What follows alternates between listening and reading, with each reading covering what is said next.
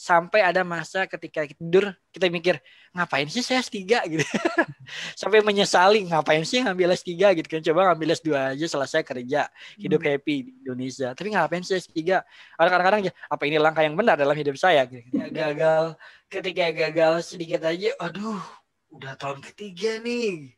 Kok masih gagal aja sih gitu kan.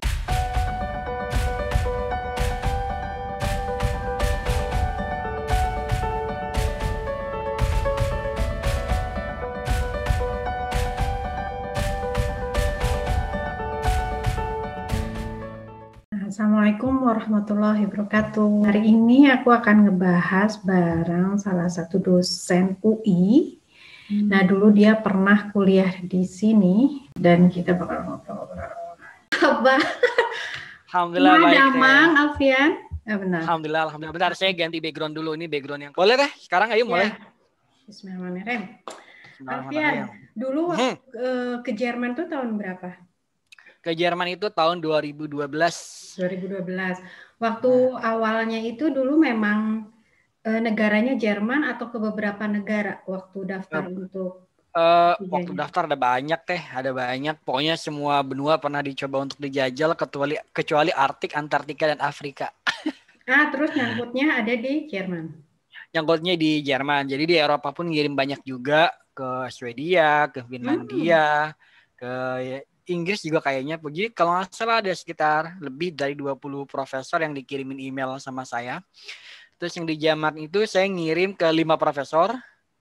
3 dari 5 saya temuin di Freiburg. 3 dari 5 berarti 3-3-nya ada di Freiburg. 3 saya ngirim 3 tuh ke Freiburg. Terus 2 dari 5-nya jadi penguji saya.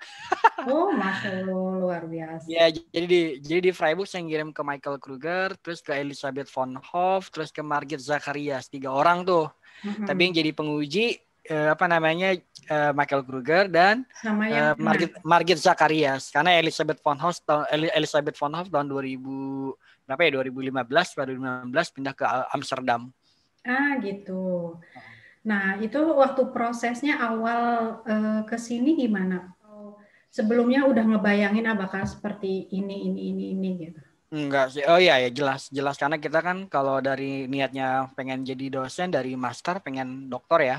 Udah kebayang sih gitu kan, udah ngelihat pengalaman-pengalaman orang, baca-baca juga jadi dokter gimana sih di luar negeri udah kebayang. Nah, jadi suasananya haru biru lah. Terus di Freiburg di Hauptbahnhof itu dijemput sama profesor dan satu anak buahnya. Langsung dijemput profesornya? Dijemput di Hauptbahnhof di Freiburg sama mereka dijemput. Terus emang saya agak lugu ya. Jadi ketika kamu mau makan dulu gak atau mau ngopi-ngopi dulu gitu kan. Cuman karena barang bawaan itu banyak banget, saya bilang enggak deh. Saya bilang saya mau ke tempat temen orang Indonesia aja. Makan-makannya nanti. Padahal tuh harusnya lapar ngobrol dulu sama profesor sama anak S3 yang lain. Cuman berhubung saya lugu, jadi saya tolak aja tawaran itu, saya langsung pergi ke rumah ke tempat orang Indonesia. Kayak gitu. Tapi ya lumayan berkesan sih dijemput soal, jadi nggak kaget. Terus untuk tempat tinggalnya sendiri mereka udah ngurusin dari awal kan? Ya, untuk tempat tinggal memang sebaiknya kita sekitar 1 bulan lah paling lama gitu untuk kontak-kontak di sana, untuk kontak-kontak orang Indonesia, untuk minta bantuin carikan. Sama profesor juga saya minta carikan. Dia juga sempat ngirim jadi kalau profesor pasti dia punya mailing list ya ke semua staf yang ada di universitas, ngasih tahu ada murid saya nih, ada mahasiswa saya ingin datang, kira-kira ada kamar kosong nggak untuk sementara waktu. Itu juga dapat sih di institusi. Jadi ada orang Nepal yang dia akan pergi untuk liburan kali ya, karena itu waktu winter kali, mungkin dia balik ke negaranya 1 bulan. Tapi baru bisa ngisinya tanggal segitu gitu kira-kira. Nah, jadi sekitar 2 pekan lah saya tinggal di teman-teman Indonesia. Alfian itu ambil jurusan solar cell ya kalau nggak salah? Itu betul kekhususannya tentang solar cell. Jadi tentang solar cell generasi ketiga yang masih dalam tahap R&D. Jadi di Fakultas Teknik di Freiburg ya, itu ada banyak tuh. Jadi saya di bagian IMTEK. IMTEK itu apa, integration system teknik lah kira-kira. Banyak nanti jurusannya, ada yang ke komputer, ada yang ke material-material, ke sensor segala macam. Nah, di sensor nanti punya lab lagi namanya lab nanomaterial. Nah, saya di situ. Kegiatannya setiap harinya seperti apa saat di sini? Ya, memang sudah jamak ya, pasti kalau kita sekolah memang kita harus ke lab gitu kan. Nah, karena kita kan mengejar target misalnya dalam 3 tahun harus sudah selesai atau 4 tahun sudah selesai. Jadi ya memang karena sekolah di Jerman tuh benar-benar ya, apalagi kalau beasiswanya itu dari pribadi, dalam artian dari kita sendiri atau dari negara kita ya. Itu benar-benar merasa kita bebas, jadi ya murni kesadaran dan tanggung jawab itu cuma dari kita. Beda lain hal kalau beasiswa itu dari Jerman, dari DAD atau mungkin dari project di universitas. Kita mungkin bakal lebih punya pressure, punya tekanan datang tiap hari. Nah, ketika beasiswanya dari pihak kita, baik pribadi maupun Indonesia, itu benar-benar loose kontrolnya, jadi memang harus dari kita. Nah, sedangkan ke lab datang ya karena merasa bebas, saya datang ya sekitar, saya tanya-tanya kan, jam berapa sih kira-kira orang-orang S3 itu datang ke lab, dibilang ya sekitar jam 9 sampai jam 10 tuh udah orang sudah pada datang. Yang datang jam 7 sampai jam 8 tuh agak jarang, jadi jam 9 normal datang. Nah, pulang itu sekitar jam 4 lah paling cepat mereka. Ada juga yang sampai agak malam sampai jam 6, tapi jarang sekali orang Jerman sampai nge-lab malam, jarang banget. Biasanya maksimal di lab saya, 45. ya di lab saya, mungkin saya nggak tahu di lab lain, tapi kalau di lab saya itu mereka balance sih antara lab sama kehidupan gitu. Jadi apalagi kalau hari Jumat aja itu jam 4 udah berhenti nge-lab, mereka udah pada minum bir bareng di corner segala macam, ngobrol-ngobrol, nyetel musik. Jadi nggak ada yang sampai freak sampai sampai malam gitu. Nah, kalau weekend sendiri itu kadang-kadang ke lab juga pastinya. Weekend jarang biasanya. Jarang ke lab, kecuali kalau misalkan saya dirasa ada yang kurang nih hari Senin sampai Selasa, mungkin nggak full di labnya, cuma dari jam cuma habis siang doang, dari jam 1 cuma sampai jam 4, nggak cukup, atau mungkin ada sesuatu yang menarik dari sisi harus ngejar data gitu. Nah, barulah weekendnya saya ke lab. Nah, itu udah pas di sini itu udah sesuai target. Waktu itu misalnya targetnya sekian tahun, akhirnya sesuai target selesainya. Agak melenceng sih. Melebihi Jadi kan berapa bulan? Atau melebihi 8 bulan. Itu wajar. Jadi kan sebenarnya. Ya, jadi beasiswa itu saya berangkat beasiswa dengan beasiswa dari pemerintah ya, dari Dikti. Dari waktu itu skema tahun 2012 itu udah ada namanya beasiswa untuk calon dosen. Jadi karena kan ke Jerman tuh biasanya orang kalau S3 tuh kalau aman pakailah DAD. Tapi waktu itu DAD saya telat daftar karena profesor juga lagi liburan. Jadi kalau mau daftar DAD ya tunggu tahun depan lagi. Dan itu bakal lama lagi. Jadi kan saya September, DAD tutup Oktober. Jadi coba tahun depan lagi, ntar berangkatnya tahun depannya lagi. Wah, lama banget. Akhirnya yang ada aja dulu deh. Akhirnya saya pakai Dikti. Nah, jadi ya di surat awal 3 tahun dari Dikti itu harus selesai. Nah, tapi memang ada kemungkinan untuk perpanjangan ya. Perpanjang tiap semester. Saya juga sudah bilang sama Diktinya, kayaknya nggak mungkin untuk fakultas teknik di Jerman tuh lulus 3 tahun. Itu benar-benar spesial banget, itu orang hebat gitu kan. Bahkan untuk yang ilmu-ilmu humaniora pun kayaknya sangat jarang lulus 3 tahun. Dan memang benar sih. Lulus 4 tahun pun sudah hebat ya. Udah hebat. Jadi waktu itu beasiswa 4 tahun habis, kemudian keluarga saya pulangkan dulu biar saya fokus untuk penulisan tesis, dan 8 bulan. Jadi 4 tahun 8 bulan selesai. Alhamdulillah. Dan itu pokoknya dari awal sampai akhir ujian ya itu. Jadi nggak sempat pulang dulu ke Indonesia, langsung semua di sini. Ya, nonstop. Nggak sempat race di Indonesia, nggak sempat.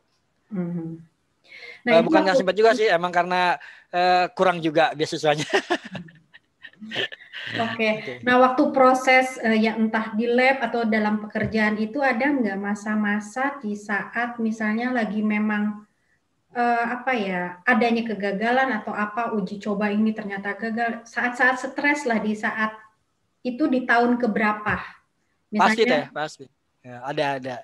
Jadi saya selalu ngobrol sesama teman S3 waktu itu, dan sempat bikin semacam kayak simplifikasi hidup dalam S3 tuh. Tahun pertama tuh happy.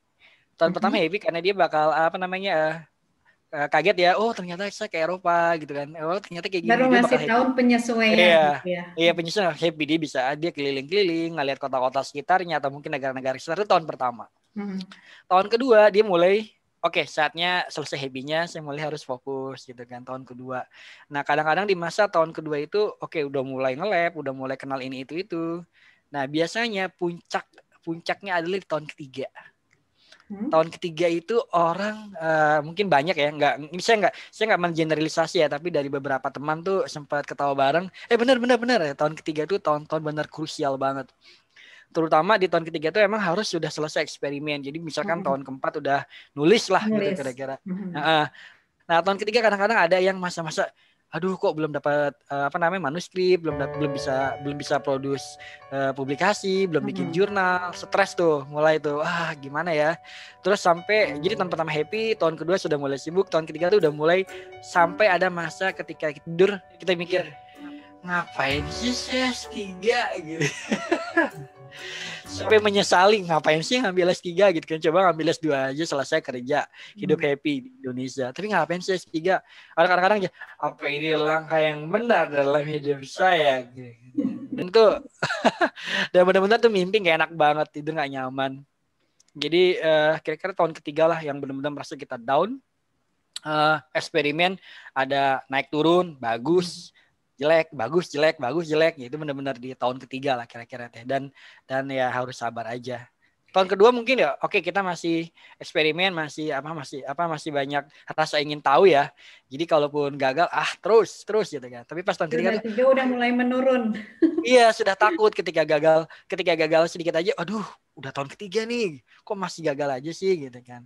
Beberapa teman-teman yang S3 di sana yang mungkin lebih rajin dan lebih bagus lingkungannya, dia top perform di tahun ketiga, mereka dia terus meningkat sampai dia memutuskan untuk stop, eksperimen selesai, sudah publish jurnal banyak 4 atau 5, oke cukup. Tapi beberapa mungkin ya kita jadi bahan obrolan tahun ketiga tuh yang benar-benar naik turun. Nah itu untuk maksudnya bisa bangkit lagi, itu prosesnya berapa lama? Misalnya saat ini lagi ngedrop nih, terus bisa ini lagi semangat lagi atau ini lagi, caranya seperti apa? Karena kan Alfian keluarga di sana mungkin pindah haluan dulu, misalnya main sama keluarga, sama si kecil gitu atau gimana?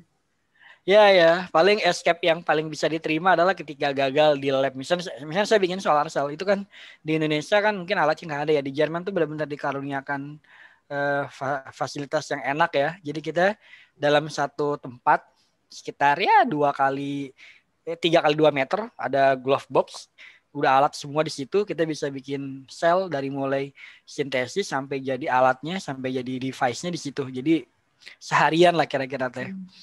Jadi nggak perlu bolak-balik. Nah, ketika gagal sudah seharian berdiri di depan glove box itu, di depan kotak itu, aduh kok gagal gitu kan. Apalagi kita kan berkaitan dengan nanomaterial yang benar-benar nggak kelihatan ya. Jadi memang kalau mau kelihatan harus pakai mikroskop. Jadi kalau gagal itu ketahuan dari hasilnya, ternyata seharian cuman hanya kegagalan. Mungkin istirahat sebentar, balik ke keluarga, main sama anak gitu kan. Nah tapi memang itu ya hanya escape sekitar beberapa jam atau 1 hari gitu kan. Karena kita bakal mikir, aduh kepikiran lagi besok gagal lagi gak ya gitu kan. Terus makanya tadi yang saya pikir, yang tadi saya bilang bahwa ngapain sih saya bawa keluarga ke sini gitu kan. Harusnya kan saya bisa fokus. Kira-kira seperti itu. Dan kesian mereka. Gitu. Sempat bikin kesian, terutama istri ya. Aduh kesian ini istri atau keluarga jadi kepikiran tentang beban saya gitu kan, tentang gimana tadi di lab gitu kan, gimana hasilnya, bagus gak, ada hal yang menarik ya, bisa cepat kan ngerjain, bisa ada bahan gak di chapter berapa, di mana, di hasil yang mana gitu. Wah, itu jadi seharusnya istri itu mungkin normal-normal aja, tapi karena dia bersuamikan orang yang lagi sekolah juga jadi kepikiran. Jadi bawaannya juga ya. Kebawaan ya, ketika itu emang harus pasrah aja sebenarnya, jangan dilawan, jangan berpikiran harus bisa gitu. Kita pasrah, banyak berdoa, nanti ya bakal ketemu jalannya. Ulangin eksperimen berapa 10 kali 20 kali, ada jalannya insyaallah. Tapi emang nggak bisa langsung kita berpikiran oke, gagal, besok pasti bisa nih, sabar aja. Kadang bisa 3 hari terus ada lagi yang bagus. Kadang misalkan kadang ternyata butuh waktu 1 bulan baru bagus. Kayak misalkan dalam saya pribadi ada hal-hal yang saya butuhkan sebulan baru ketemu caranya.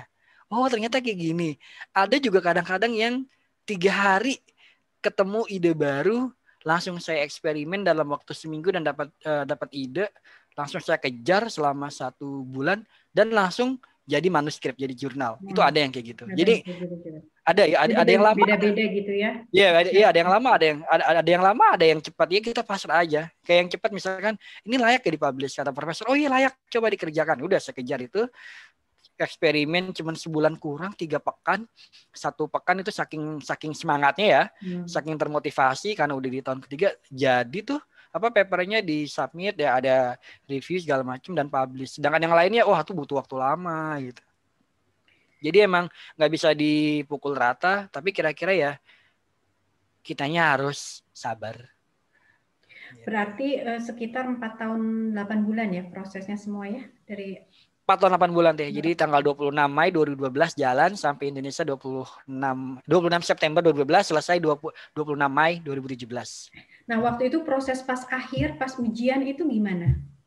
Oh iya. Itu pertama terbuka, kita kan atau enggak? Terbuka sih. Terbuka, teman-teman boleh datang. Teman-teman di Indonesia datang, cuman agak telat ya. Jadi mereka datang sekitar sudah mulai pertanyaan-pertanyaan akhir gitu. Terbuka kan kalau di Fakultas Teknik kan diumumkan kan di grup.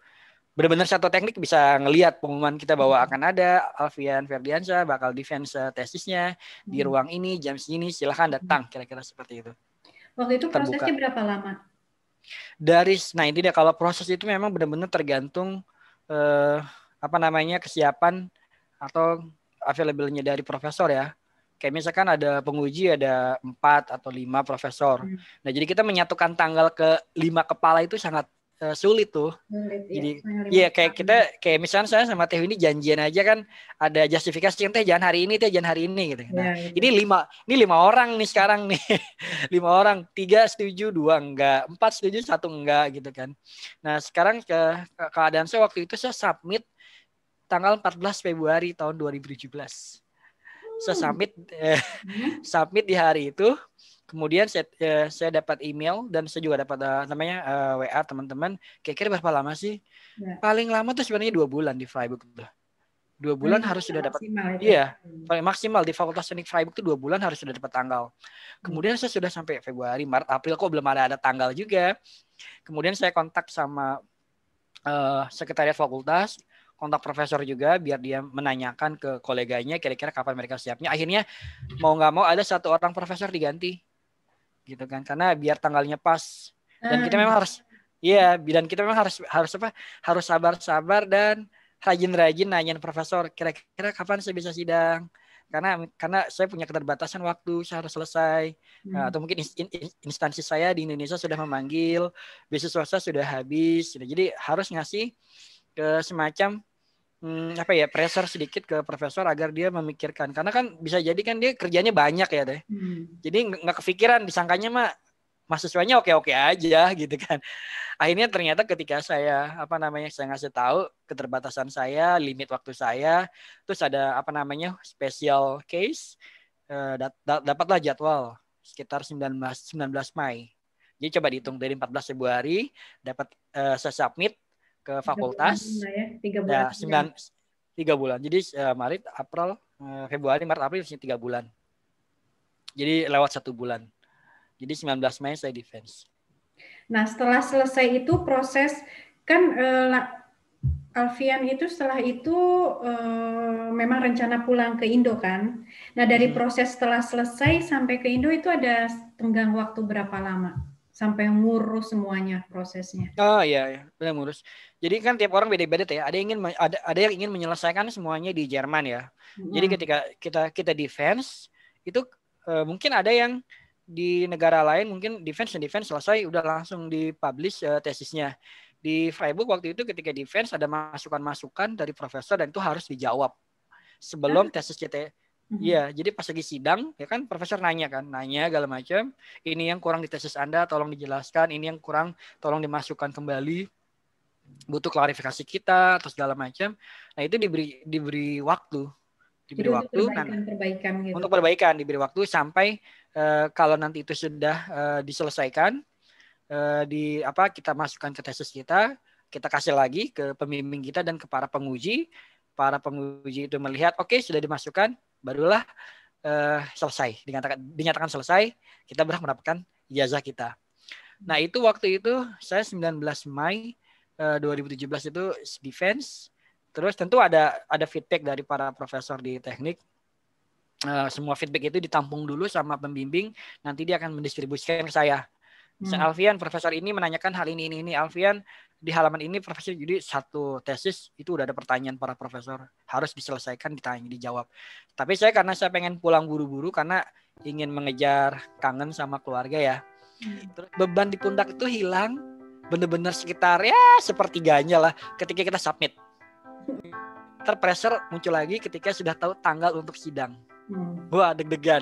Kita tertinggal banyak sama orang-orang di muka bumi ini gitu kan.